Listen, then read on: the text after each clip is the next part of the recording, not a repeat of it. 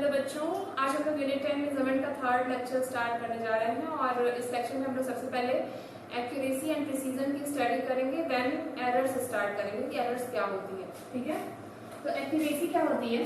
Accuracy is the closeness of a measured value to a known और standard value. किसी भी measuring instrument से अगर आप किसी ऑब्जेक्ट की कोई फिजिकल क्वांटिटी स्पेसिफिक डिटरमाइन कर रहे हैं, मेजर कर रहे हैं, जैसे कि मास अगर किसी ऑब्जेक्ट का मेजर कर रहे हैं, तो जो आपने मेजर किया किसी इंस्ट्रूमेंट से उस ऑब्जेक्ट का मास और एक्चुअल में उस ऑब्जेक्ट का जो मास है, उन दोनों को कंपेयर करके देखेंगे। अगर स्टैंडर्ड वैल्यू जो ऑब्जेक्ट का एक्चुअल मास है उससे कंपेयर करने पे मेजर्ड वैल्यू बहुत पास हुई, तो जो आपने मेजर किया है वो वैल्यू एक्यूरेट होगी। ठीक है, जैसे कि mass measured by a person is 4.2 kilogram and standard value of mass of the given object is 10 kilogram. ठीक है, एक ऑब्जेक्ट आपको दिया गया है, उसका स्टैंडर्ड मास 10 किलोग्राम है। ठीक है, एक बच्चे ने उसका मास मेजर किया 4.2 किलोग्राम m1 और किसी दूसरे बच्चे ने मेजर किया है 9.8 किलोग्राम। कोई एपरेटस दिया गया है जिससे कि आप मेजर कर रहे हैं। ठीक है, तो इन दोनों में से कौन सी वैल्यू एक्यूरेट होगी? जो वैल्यू 10 किलोग्राम के ज्यादा पास होगी वो वाली वैल्यू एक्यूरेट होगी। ठीक है, तो 9.8 measured by second student is accurate in comparison to m1, क्योंकि 9.8 10 किलोग्राम के बहुत क्लोज है। यहाँ पे क्या लिखा है? Closeness of a measured value to a known और स्टैंडर्ड वैल्यू। ठीक है, जितनी ज्यादा मेजर्ड वैल्यू नोन या स्टैंडर्ड वैल्यू के क्लोज होगी उतनी ज्यादा मेजर्ड वैल्यू एक्यूरेट होगी। ठीक है, सो 4.2 जो वैल्यू आई है पहले बच्चे ने मेजर किया है वो इनएक्यूरेट है, एंड जो दूसरे बच्चे ने मेजर किया है 9.8 वो एक्यूरेट है। ठीक है, प्रिसीजन क्या होता है? Precision is determined by the least count of a measuring instrument. किसी मेजरिंग इंस्ट्रूमेंट का लीस्ट काउंट उस इंस्ट्रूमेंट का प्रिसीजन बताता है, या हम तो कह सकते हैं कि कोई भी मेजरिंग इंस्ट्रूमेंट किस लिमिट तक किसी फिजिकल क्वांटिटी की वैल्यू मेजर कर सकता है या उसका रिजोल्यूशन कितना है इंस्ट्रूमेंट का, वो बताता है कि उस मेजरिंग इंस्ट्रूमेंट का प्रिसीजन कितना है। जैसे कि वर्नियर कैलिपर्स का लीस्ट काउंट 0.01 सेंटीमीटर है। ठीक है, और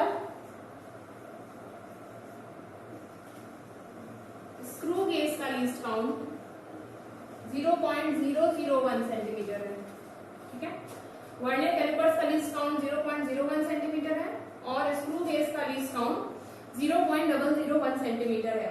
ठीक है, सो जितनी छोटी वैल्यू होगी लीस्ट काउंट की किसी भी मेजरिंग इंस्ट्रूमेंट की, वो मेजरिंग इंस्ट्रूमेंट उतना ज्यादा एक्यूरेट होगा, प्रिसाइज होगा।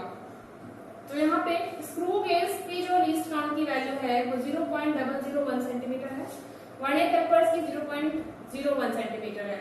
मतलब स्क्रू गेज पॉइंट के बाद 3 डिजिट तक वैल्यू मेजर कर सकता है, जबकि वर्नियर कैलिपर्स सिर्फ 2 ही डिजिट तक वैल्यू मेजर कर रहा है पॉइंट के बाद। इसका मतलब है कि screw gauge is more precise than vernier callipers. ठीक है, अब इसके बाद अगर और कोई इंस्ट्रूमेंट आपको दिया जाता है जिसका लीस्ट काउंट मान लीजिए 0.0005 है, तो वो इंस्ट्रूमेंट इन दोनों से ज्यादा प्रिसाइज होगा। ठीक है, जितना छोटा लीस्ट काउंट होगा उतना ज्यादा प्रिसीजन होगा उस मेजरिंग इंस्ट्रूमेंट का। ठीक है, एनसीईआरटी का एक एग्जांपल देखते हैं। Which of the following is the most precise for measuring length? 3 instrument दिए हुए हैं। पहला दिया हुआ है vernier callipers with 20 division on sliding scale coinciding with 19 main scale division. Second दिया हुआ है screw gauge of pitch 1 millimetre and 100 division on circular scale, and third one is an optical instrument that can measure length to within a wavelength of light. तो पहले हम लोग देखेंगे vernier callipers.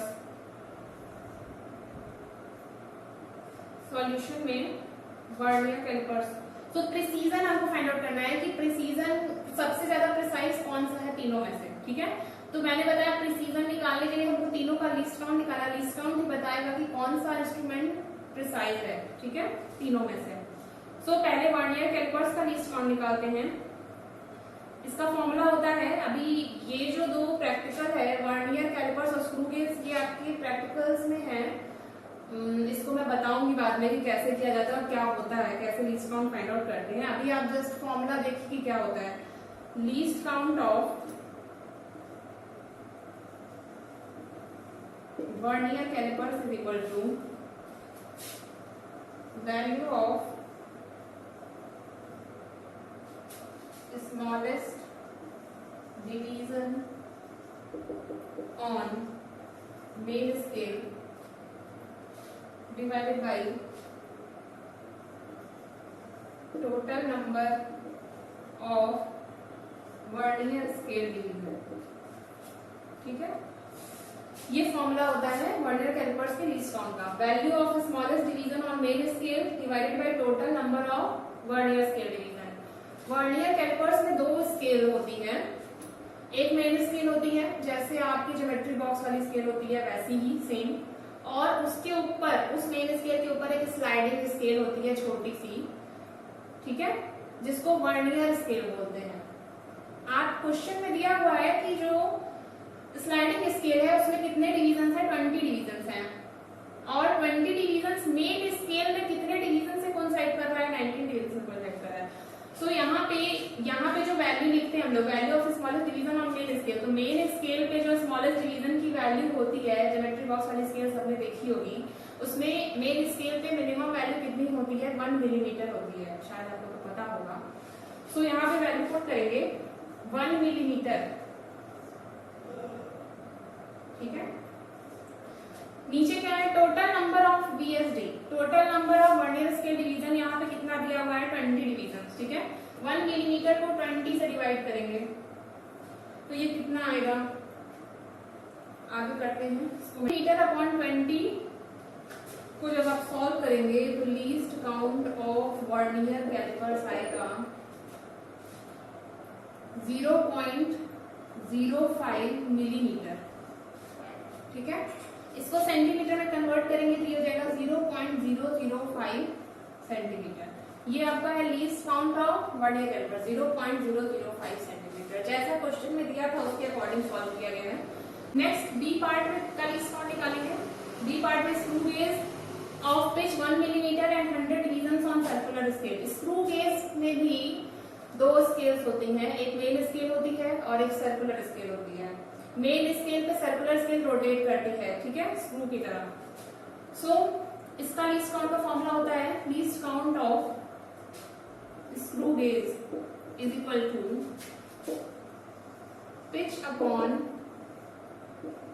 Total number of division on circular scale, ठीक है। Pitch upon total number of division on circular scale. Screw gauge में pitch की जो वैल्यू होती है वो 1 मिलीमीटर होती है, ठीक है। यहाँ क्वेश्चन में दिया भी हुआ है, आप लोग जो लैब में यूज करेंगे उसमें भी 1 मिलीमीटर ही होती है। क्वेश्चन में दिया है pitch 1 millimetre and total number of division कितने हैं सर्कुलर स्केल में, 100 डिवीजन है, तो 100 से डिवाइड कर देंगे, ठीक है। 100 से डिवाइड करेंगे तो यहाँ पे आएगा 0.01 मिलीमीटर, इसको आप लोग लिख सकते हैं 0.001 सेंटीमीटर, ठीक है। कंपैरिजन करना है इसलिए सेम यूनिट में लिखा जाएगा, ठीक।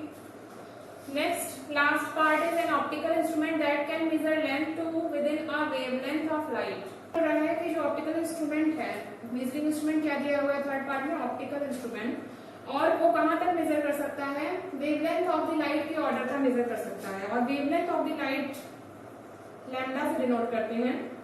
इसकी जो ऑर्डर होती है, एग्जैक्ट वैल्यू नहीं लिख रहे हैं, ऑर्डर क्या है, इसकी ऑर्डर होती है सेंटीमीटर्स में 10 to the power -5 होती है, ठीक है। या इसको हम लोग लिख सकते हैं क्या, 0.00001 सेंटीमीटर, ठीक है। सो देखो सबसे पहले क्या था, least count of vernier callipers कितना आया था, 0.005 सेंटीमीटर। स्क्रू गेज का लीस्ट काउंट कितना है, 0.001 सेंटीमीटर। एंड ऑप्टिकल इंस्ट्रूमेंट, ये किसके थ्रू आया है, ये ऑप्टिकल इंस्ट्रूमेंट का लीस्ट काउंट है। ऑप्टिकल इंस्ट्रूमेंट का लीस्ट काउंट कितना है 0.00001 मतलब 40 उसके बाद 1 सेंटीमीटर। सो प्रिसीजन सबसे ज्यादा प्रिसाइज कौन सा इंस्ट्रूमेंट हुआ, optical instrument is the most precise among 3, ठीक है। मतलब यहाँ पे देख सकते हो कि पॉइंट के बाद 1 2 3 4 5 डिजिट तक ये ऑप्टिकल इंस्ट्रूमेंट मेजर कर सकता है, लेकिन स्क्रू गेज और वर्नियर कैलिपर्स पॉइंट के बाद 3 डिजिट तक ही मेजर कर रहा है। तो सबसे ज्यादा प्रिसीजन किसका हुआ, optical instrument is most precise among the 3, ठीक है। ये क्वेश्चन अगर आप लोग बहुत ज्यादा परेशान मत होइएगा कि वर्नियर कैलिपर स्क्रू गेज क्या है, इसको मैं बताऊंगी, प्रैक्टिकल करना है इससे रिलेटेड आपको। सो बस आप लोग अभी ये देखिए कि कैसे क्वेश्चन को सॉल्व करना है, ठीक है। Next topic is errors in measurement. Errors क्या होती है, जो भी फिजिकल क्वांटिटी की वैल्यू हम लोग मेजर करते हैं उसका स्टैंडर्ड वैल्यू से कितना डिफरेंस है उसी को एरर कहते हैं, ठीक है। Difference of measured value from standard value।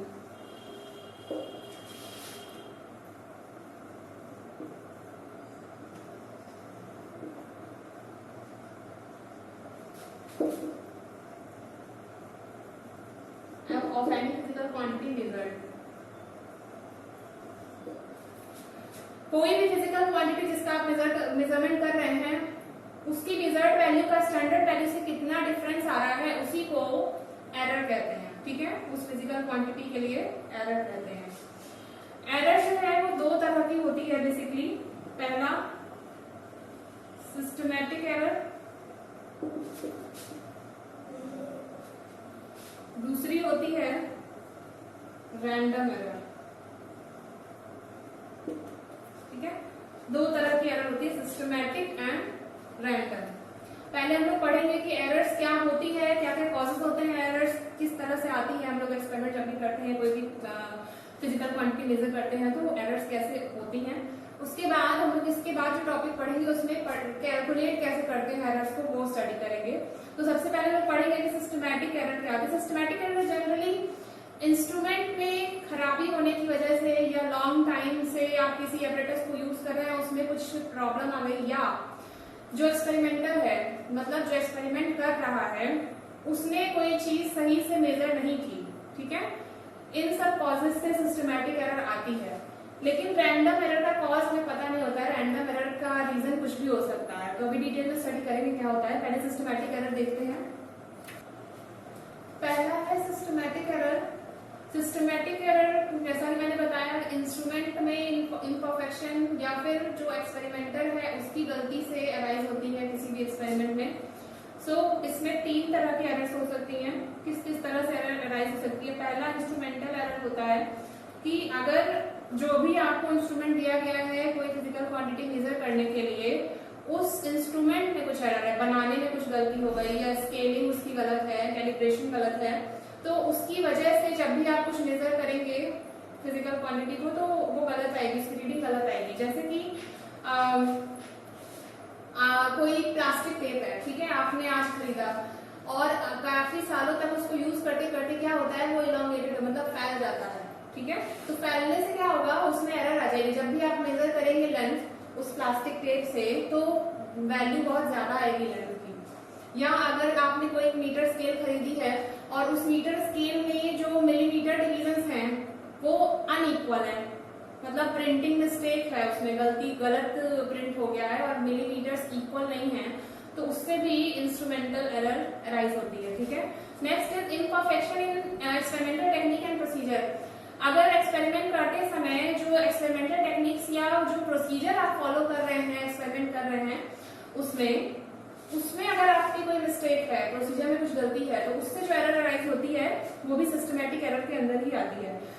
And third one is personal error. Personal error arise होती है due to imperfection of observer, मतलब जो एक्सपेरिमेंटर है, जो एक्सपेरिमेंट कर रहा है, उसने अपनी तरफ से कोई गलती कर दी, रीडिंग देखने में कुछ मिस्टेक कर दी, या उसने सही से एक्सपेरिमेंट नहीं किया, जिसकी वजह से जो फिजिकल क्वांटिटी है उसकी मेजरमेंट गलत आ रही है, तो वो किसके अंदर आता है, पर्सनल एरर। ठीक है, सो सिस्टमैटिक एरर नहीं, ये 3 तरह की एरर्स होती हैं। इसके बाद हम लोग पढ़ेंगे random error.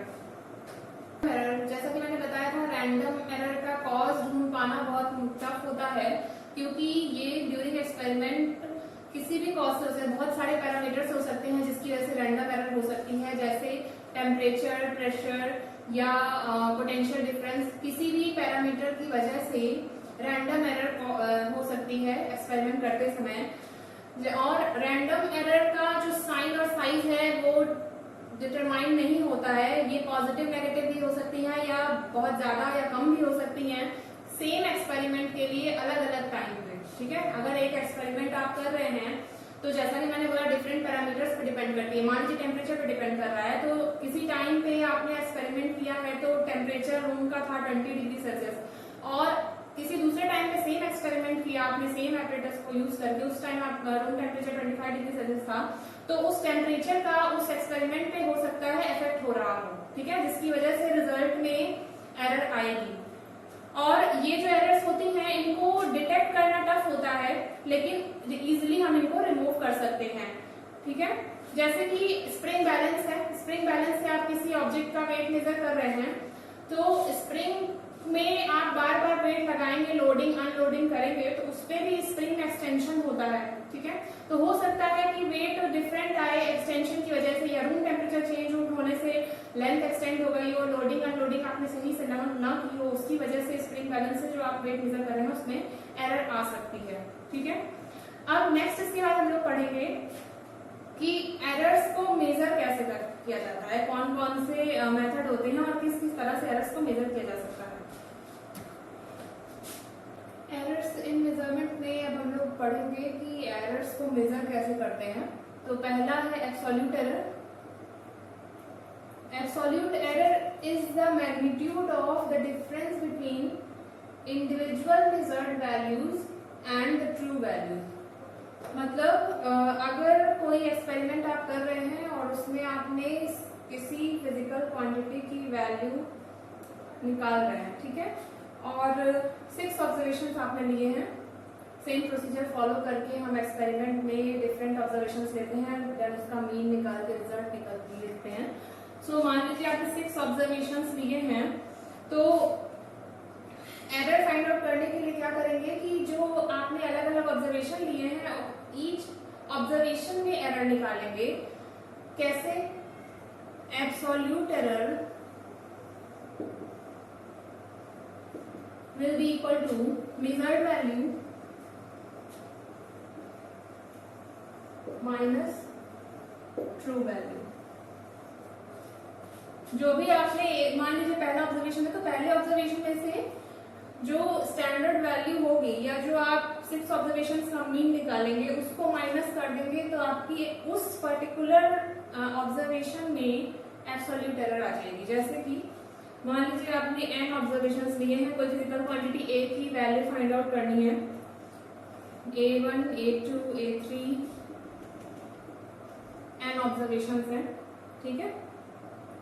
So true value कैसे निकालेंगे? इन सब का मीन ले लेंगे, वो हो जाएगी आपकी true value. So mean of all these observations n, ये हो गई आपकी ट्रू वैल्यू, ठीक है। अब एब्सोल्यूट एरर लिखना है हर ऑब्जर्वेशन के लिए, तो ये कैसे लिखेंगे?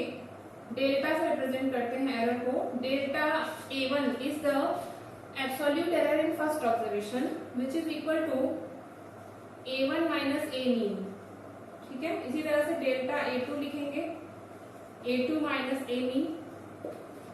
अलग अलग जितने भी ऑब्जर्वेशन आपने लिए हैं सबके लिए अलग अलग निकाली जाती है एब्सोल्यूट एरर।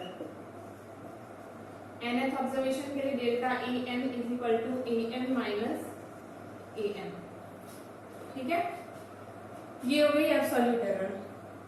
एब्सोल्यूट एरर कहाँ निकाली जाती है? डिफरेंट ऑब्जर्वेशन में, इंडिविजुअल ऑब्जर्वेशंस में जो मीन वैल्यू आती है, सबके जितने भी ऑब्जर्वेशन उसको मीन को सब में से माइनस कर देते हैं तो हमें पता चल जाता है कि जितने भी हमने ऑब्जर्वेशन लिए हैं उसमें इंडिविजुअली एरर कितनी है। उसको क्या बोलते हैं?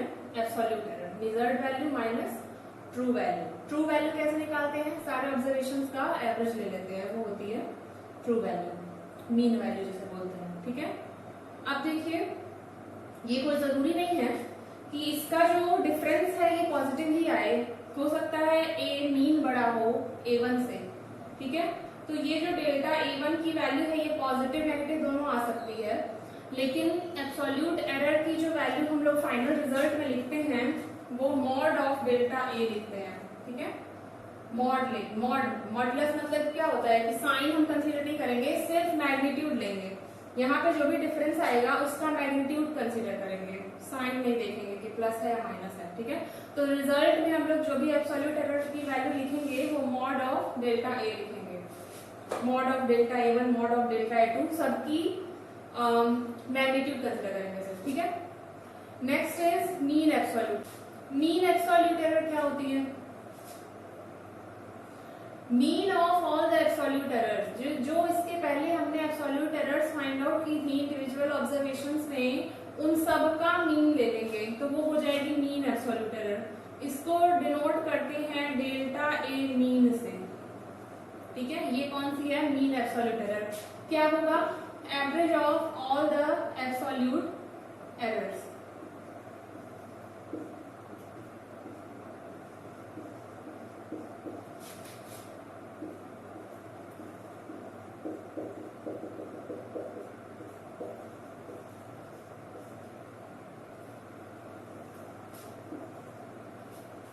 ठीक है, इसको शॉर्ट फॉर्म में हम ऐसे भी लिख सकते हैं 1/n, n डिनोमिनेटर में इसको 1/n लिख सकते हैं।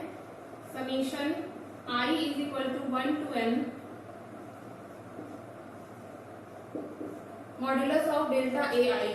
समीशन का मतलब होता है कि यहाँ जो भी वैल्यू है उसके लिए I की डिफरेंट वैल्यूज रखते जाएंगे और ऐड करते जाएंगे सारी वैल्यूज को। तो यहाँ पे देखिए summation I equal to 1 to n, कहाँ से कहाँ तक I की वैल्यू पुट करनी है? 1 से लेकर n तक, 1 2 3 4, यहाँ I की जगह वैल्यू पुट करते जाएंगे और सबको जोड़ते जाएंगे। तो अगर ऐसा आप करते हैं तो ये जो न्यूमरेटर में वैल्यूज दी है ये आ जाएंगी। पहले 1 पुट करेंगे तो पहला टर्म आएगा, फिर समीशन मतलब क्या बोला मैंने? ऐड करेंगे, फिर प्लस 2 पुट करेंगे दूसरा टर्म आ जाएगा, 3 पुट करेंगे तीसरा टर्म आएगा, n पुट करेंगे तो nth टर्म आ जाएगा। ठीक है, शॉर्ट फॉर्म में ऐसे लिखा जाता है।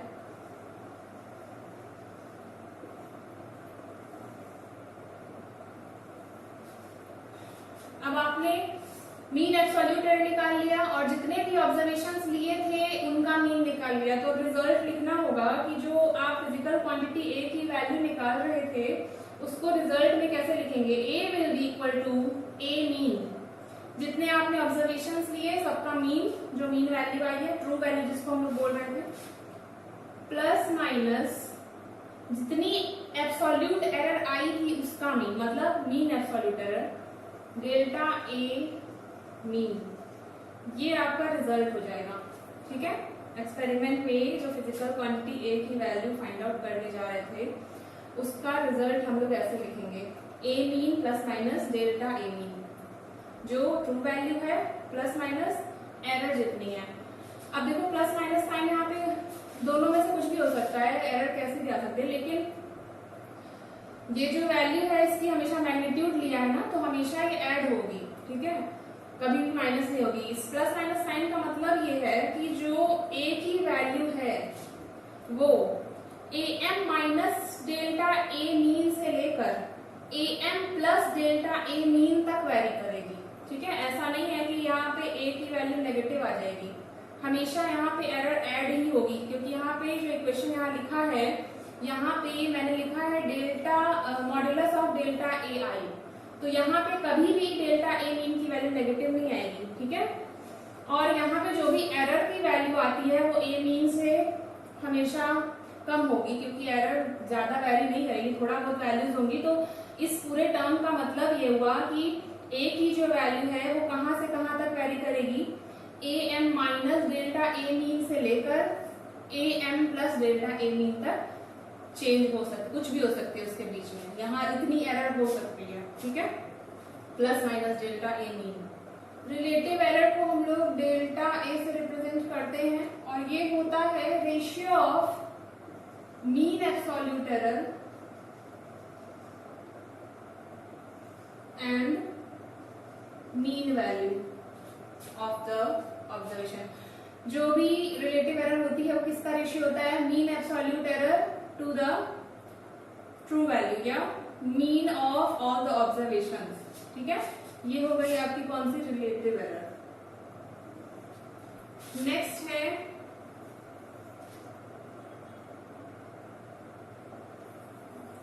थर्ड है और ये परसेंटेज एरर।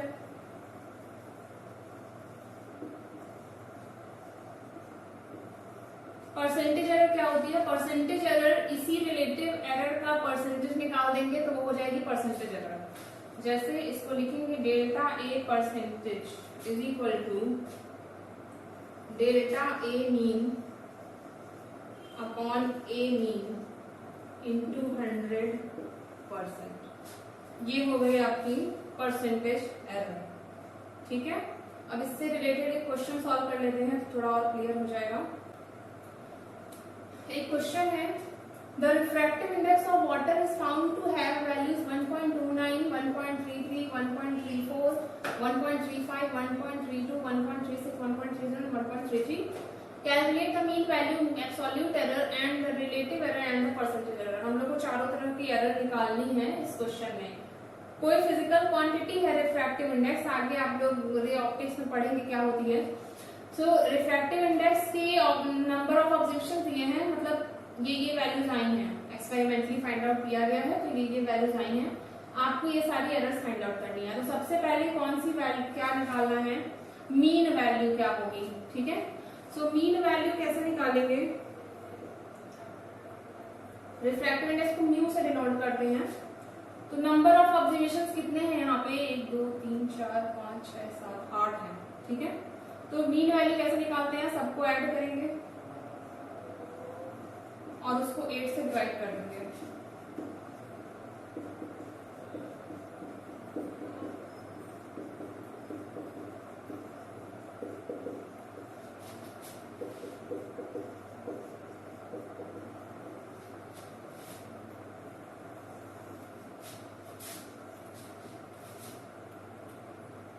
तो अप्रोक्सीमेटली इसकी वैल्यू आएगी 1.33। ठीक है, तो ये आपकी पहला आंसर आ गया। मीन वैल्यू कितनी है? Mu is equal to 1.33। ठीक है, नेक्स्ट आपको फाइंड आउट करना है एब्सोल्यूट एरर कितनी है। तो सारे ऑब्जर्वेशन में अलग अलग फाइंड आउट करेंगे। मान लेते हैं कि पहला ऑब्जर्वेशन है μ1, तो डेल्टा μ1 कितना हो जाएगा? Delta μ1 will be equal to 1.29 minus 1.33। ये आएगा, माइनस कर दो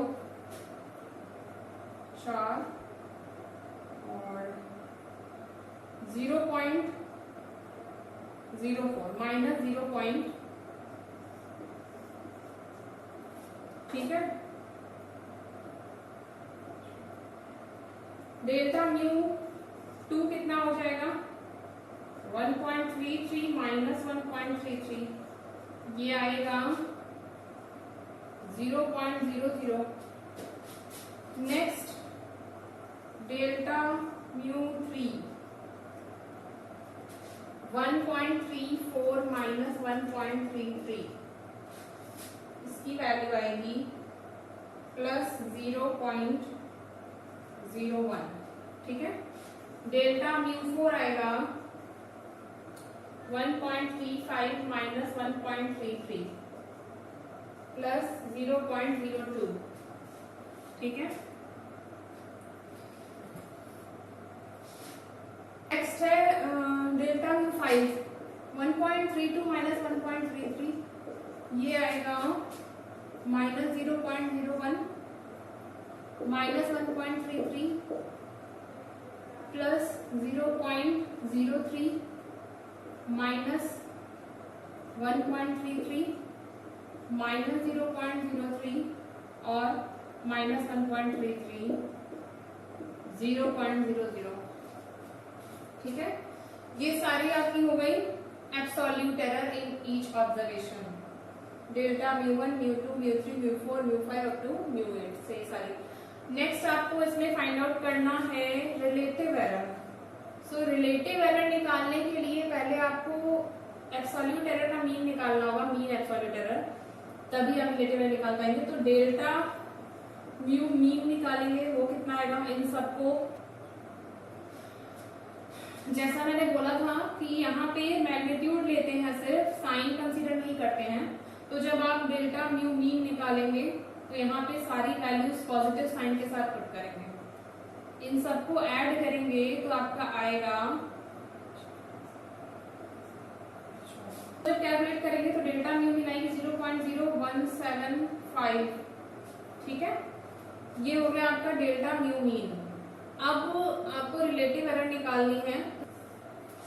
next relative error find out करनी है, तो delta mu is equal to delta mu mean 1 upon mu mean होगा। डेल्टा म्यू मीन आया है 0.02 एंड म्यू मीन आपका था 1.33। इसको कैलकुलेट करेंगे तो ये आएगा अप्रोक्सीमेटली 0.±0.02, ठीक है, ये हो गया एक आंसर, ये हो गया। नेक्स्ट परसेंटेज एरर निकालना है।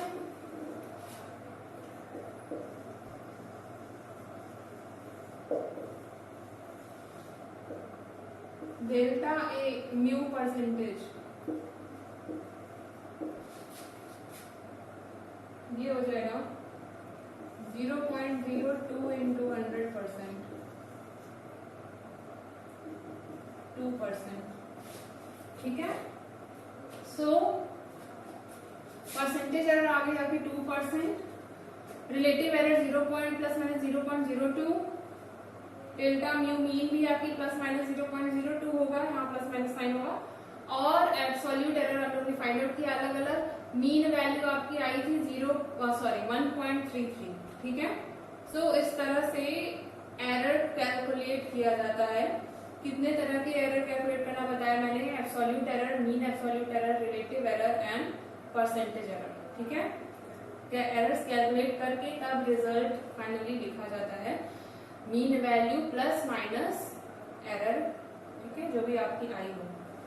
तो ये आज का लेक्चर था। इसके बाद हम लोग नेक्स्ट लेक्चर में पढ़ेंगे प्रोपागेशन ऑफ एरर। कोई भी फॉर्मूले हैं तो ये तो अभी सिंपली बताया कैसे कैलकुलेट किया जाता है, लेकिन अगर फॉर्मूले आ जाएंगे, रिलेशन आ जाएगा एक फिजिकल क्वांटिटी का दूसरी फिजिकल क्वांटिटी से, तो किस तरह से एरर प्रोपागेट होती है डिफरेंट मैथमेटिकल फंक्शंस में, ठीक है, ये हम लोग नेक्स्ट लेक्चर में स्टडी करेंगे। Thank you class.